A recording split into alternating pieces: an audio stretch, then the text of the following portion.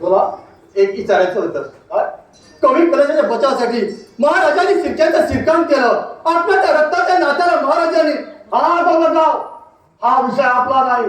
थोडा मोठ्याच्या राजकारणात नाक उघडणं आम्हाला चाकर माणसाचं काम नाही. आपल्या सोक्यांचा सवाल आहे. आपल्या सोक्यांनी बावून देते.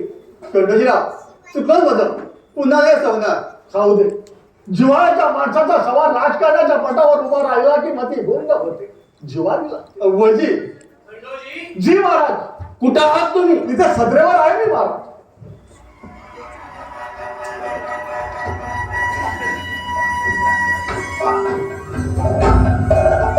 या तुम्ही पुढच्या तयारीला. खंडोजी जी महाराज. कवी कलश कुठे आहेत? नदीवर स्नानासाठी गेले. काली मातेला अर्ज देणे नित्य नियम आहे का विराजा? कवीजींचा नित्य नियम आम्हास ठावे आहे. संगमेश्वरीचा मुक्कामावरून रायगडी कूच केली पाहिजे. सर्व सिद्धता आहे महाराज. खंडोजी जी महाराज. अर्जुजी यादवा नाव मी खास जातीनं सांगावा पाठवून पाचारण केलंय. गिरजोजी यादवापासून वतनाचा कज्जा सरकार दरबार रुजू आहे. अर्जोजी यादव समोरच्या दालनात बसलेले आहेत महाराज. त्यांना मुलाखतीसाठी तलब करा. जी महाराज.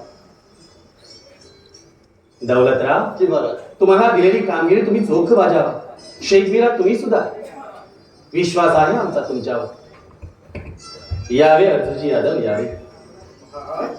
अशा स्वारीने सांगावा धडून आम्हास मुजरा घालण्याची संधी दिली. अमुच्या देखीच्या सार्थक झाले. अर्जुजी यादव तुम्ही कष्टी होण्याची बात नाही. आम्हास ठावे आहे तुमच्या मनगटाची मर्दमुखी. वतनाच्या कज्जा करता खास सांगावा पाठवून बोलावले तुम्हास. पन्हावा कुंडण्याचा बंदोबस्त करून या संगमेश्वरी मुक्कामाचा तळ पडणार होता आमचा. तेव्हा मनी आले. आबासाहेबांपासून कार्यवाहीसाठी अडून पडलेल्या तुमच्या वतनाचा गुंता सोडून मगच रायगडी कूच करावी.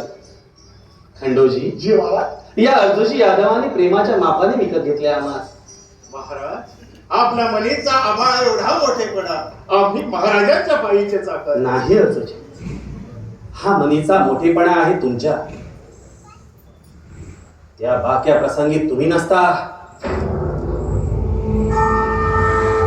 तर आमच्या धाकट्या राणी सरकार, आमची बहीण गनी महाती फक्त जीवावरचा स्वतःची जान खतऱ्यात घालून दुर्गावती राणी सरकार आणि राजवर यांची सही सलामत सुटका केली. तो प्रसंग आजही आमच्या आठवणीत आहे. महाराज त्या या चाकराचे कर्तव्यच होते. अर्जुजी तुमच्या राजनिष्ठेची तारीफ करावी तेवढी थोडीच आहे. खंडोजी जी महाराज. अर्जुजी यादवांच्या वतनाची कागदपत्रे राजमुद्रा दिवाणी सही शिक्क्यासह तयार करून त्यांच्या सुपूर्द करण्यात यावी. अर्जोजी यादव सर्व कायदेशीर बाबी पुऱ्या करून तुम्हाला तुमच्या वतनाच्या सनद लवकरच दिली जाईल. महाराज आपल्या हातून आमचे भले व्हावे ही देवाची इच्छा आहे.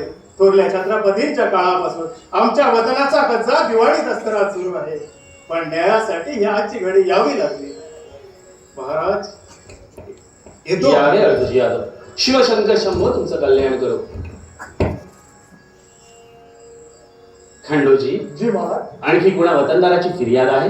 वतनाच्या फिर्यादीचा निपटारा पुरा झालाय महाराज. ठीक आहे.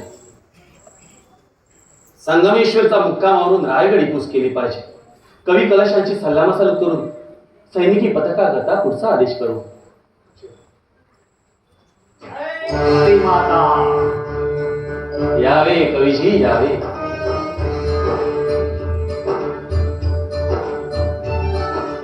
नदी पात्रात उभे राहून पूर्ण शरण मंत्रांच्या घोषात काली मातेला अर्घ्य दिला. शिव आणि शक्ती यांच्या ठाई महाराज.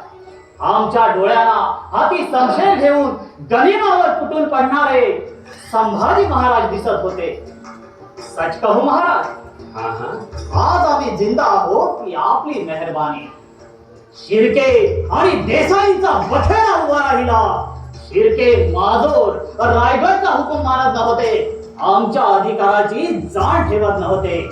हिरबा देसाईंच्या राऊतातील धान्याच्या गोळी पडल्या म्हणून हिरबा देसाईंच्या भावकीने शिर्क्यांच्या राऊताला आग लावली. राऊताच्या रखवारदाराला ठार केले. बखेडा विकोपाला गेला. प्रसंगी आमच्या जालला खतरा निर्माण झाला. शिर्क्यांनी लढाईच सुरू केली. महाराज दस्तूर खुद्द खाशेस्वारी रायगडावरून वायूच्या वेगाने शिरकाळात उतरली नसती तर आज ये कवी कलश कवीजी, राजाचा राजधर्म राजाने पाळावाच लागला. शिर्क्यांच्या वतनाची मसलत फार जुनी आबासाहेबांच्या वक्तापासून. शिर्के, मोरे, जेदे अशा अनेक वतनदाराची वतने स्वराज्यात सामील केली. ही बाद या वतनदाराच्या पचनी पडली नाही. या घडीपासून या वतनदाराची स्वराज्याशी दावेदारी. आबासाहेबांच्या राजकीय डावपेचात शिर्क्यांना डोकंवर काढायला जागा ठेवली नाही. वरकड भोसले आणि शिर्क्यांचे नातेबंध घडून आले. राजकारणाच्या पटावरील प्यादी नातेबंधनात बांधली गेली.